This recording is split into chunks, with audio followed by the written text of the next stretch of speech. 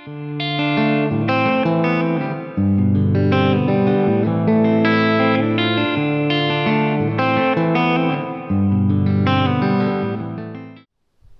back to Perkins Pipes and another edition of Pipe and Verse.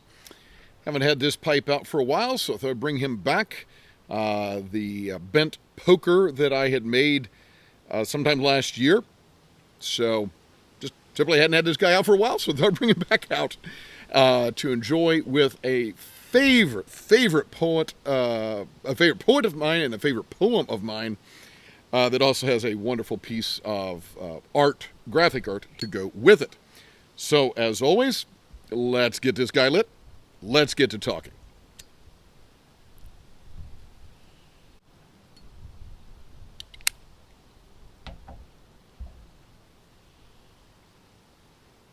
I could have talked about this just as an art episode because of the particular painting that I'm going to bring up here in a moment. But really, I'm going to focus on the poem, hence an episode of Pipe and Verse.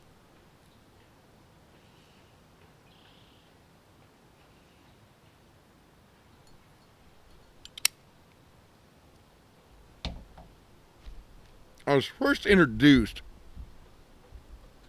to the English poem La Belle Dame sans Merci, French title meaning the beautiful lady without mercy, written by John Keats in 1819, when I was in high school. British literature, senior year of high school.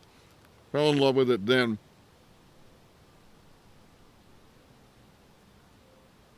I've read it many times over the years. Have memorized it just simply out of sheer joy. And at one time, my wife and I owned a print of the painting done by Frank Dicksee. Capital Dicksee is how he spells his name. Which was done in 1901. We still have it somewhere. It's not on display in our home at the moment, I think.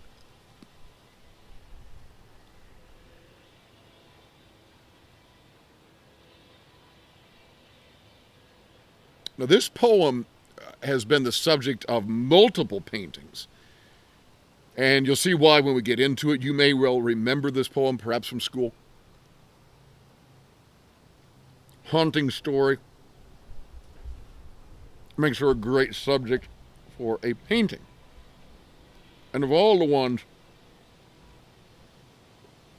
that have been done, I do like the one by Frank Dicksee the best. So, again, we'll have that up there for you. But here's the point. Let's get into the poem itself. Might need to get another light going, though, because you know how it goes with these things. Once I start getting into the poem, it's kind of hard to keep the pipe going at the same time, so better get up, make sure we got a good light before we really get into it.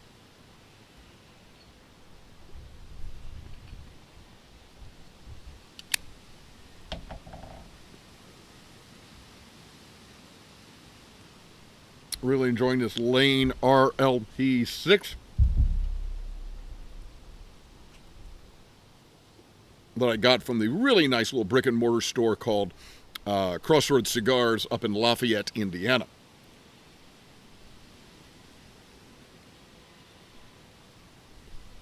Starts out like this. Oh, what can ail thee, knight at arms, alone and palely loitering? The sedge has withered from the lake and no birds sing. Oh, what can ail thee, knight at arms, so haggard and so woe begone? The squirrel's granary is full, and the harvest done. Well, you'll notice right away, in the first two stanzas, the stanzas are 4 lines long. The first line, the first 3 lines of each stanza. Oh, what can ail the knight at arms? The first 3 lines follow the pattern of iambic tetrameter. The iamb rhythm, dum-dum, on the stress, stressed. 4 units of that, is the tetrameter. So 3 lines of iambic tetrameter, and then the last line, and no birds sing, and dahar, vest done. You basically have an iambic dimeter, so 2 feet of that iambic rhythm. Rhyme scheme A, B, C, B. All right, looking at that first stanza, arms, loiter ing, lake ing. The next line, or the next stanza, arms will be gone, full, done. At this point in the way we pronounce English, will be gone and done seem a little bit more like a sight rhyme, but nonetheless, the second and fourth lines are rhyming.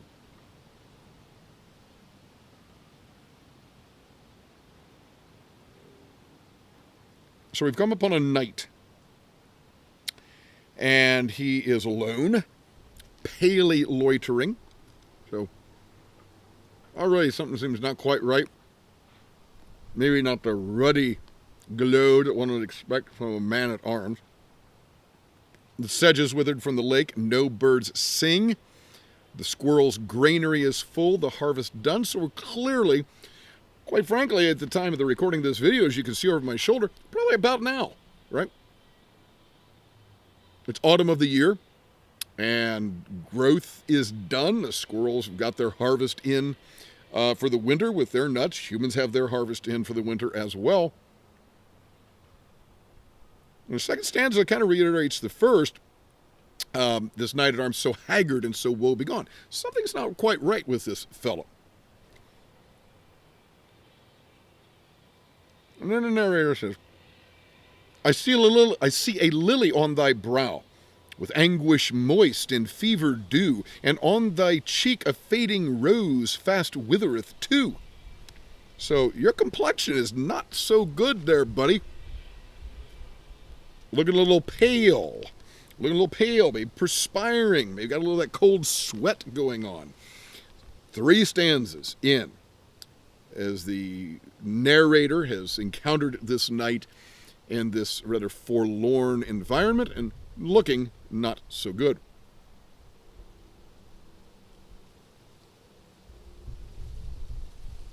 And then the knight picks it up and explains. I met a lady in the meads, full beautiful, a fairy's child. Her hair was long, her foot was light, and her eyes were wild.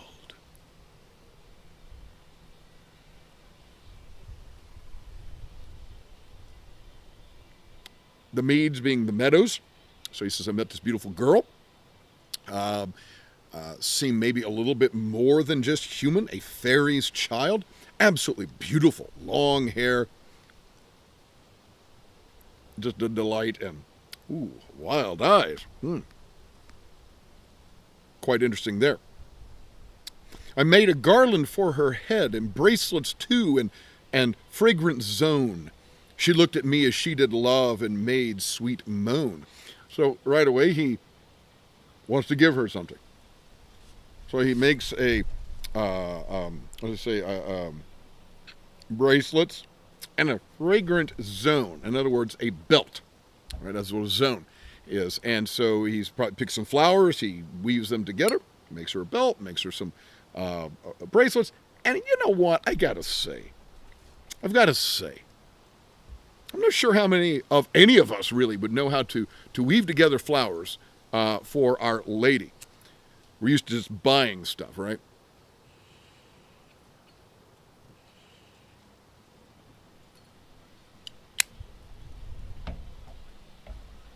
Not so in this story. And she kind of sighs and moans, right, as he gives her these gifts.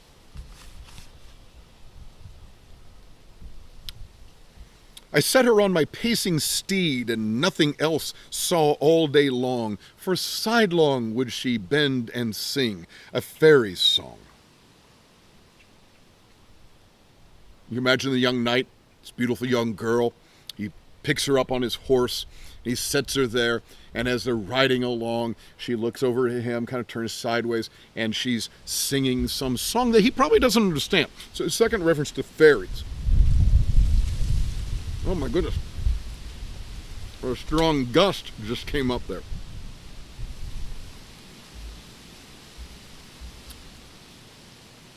But he doesn't need to know what the words are. He's in love. He's riding a horse with this beautiful girl. He doesn't need to know what the words are. But he knows she's singing this beautiful song.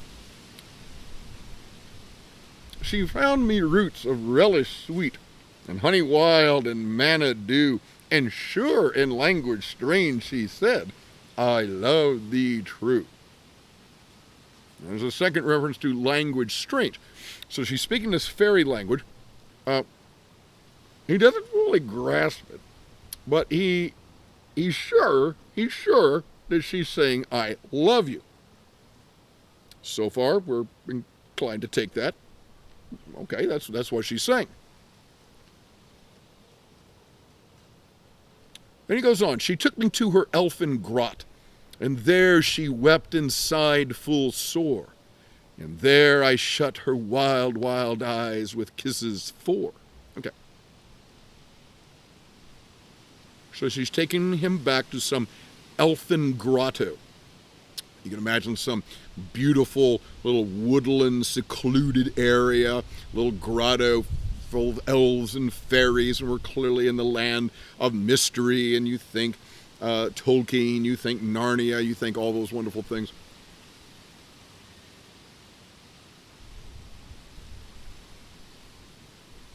And another reference to her wild, wild eyes.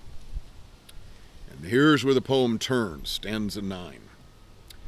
And there she lulled me asleep, and there I dreamed, ah, woe betide, the latest dream I ever dreamt on the cold hillside.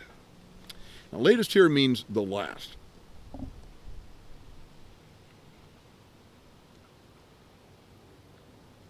And he exclaims, ah, woe betide. There's something wrong now. There's something wrong with this dream. There's something wrong with this scenario. And then here's what he dreamed about. He says, I saw pale kings and princes too, pale warriors, death pale were they all. They cried, La Belle Dame sans Merci hath thee in thrall.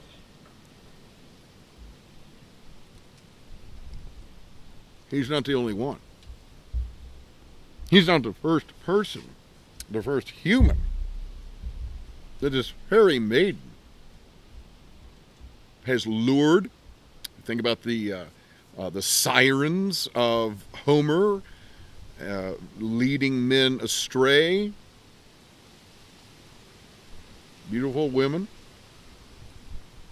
And in his dream, he's kind of transported maybe to this nether world, this limbo world, and he sees other kings and warriors, and they are death pale.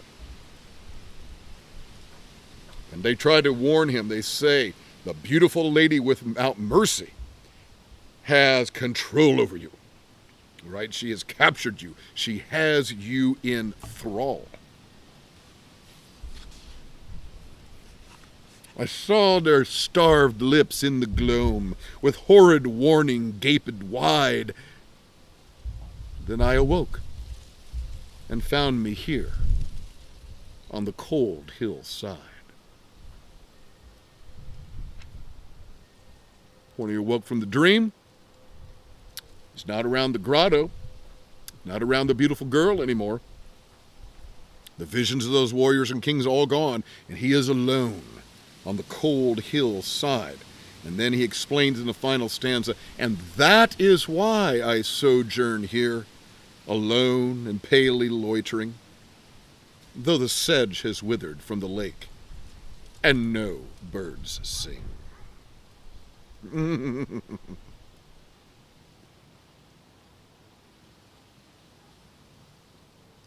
Almost has a hint of Edgar Allan Poe to it. I like a good story poem. Takes us to another time and place, and that in-between land between reality and something else.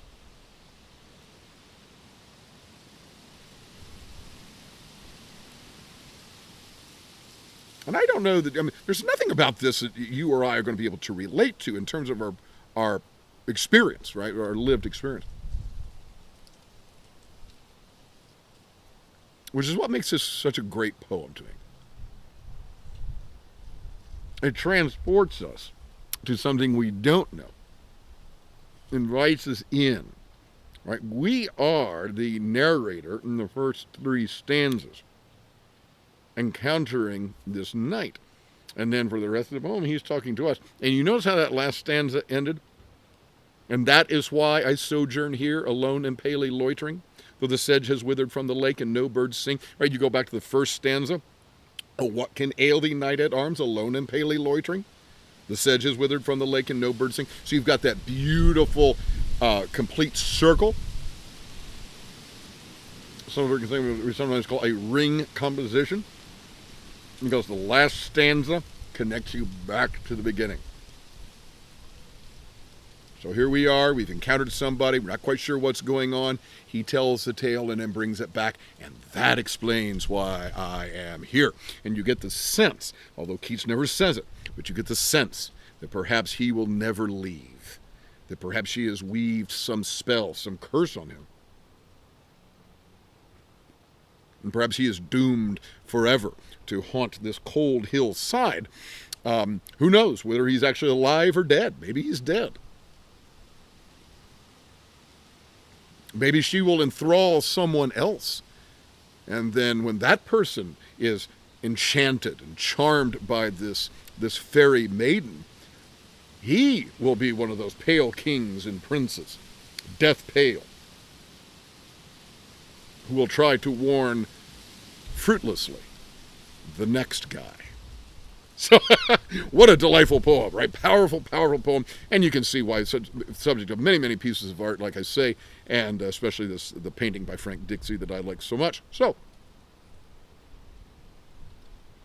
do you remember that poem from school? Have you ever read that one before? Do you know that one? Do you know that piece of art by Dixie? Please share with us your thoughts. Would love to hear your thoughts about La Belle Dame sans Merci, the 1819 poem by John Keats. As Malcolm Guite likes to say, I do these little things in order at last to do nothing. Or as I like to say in Latin, Parva ago ut tandem, nihil agam. Have a wonderful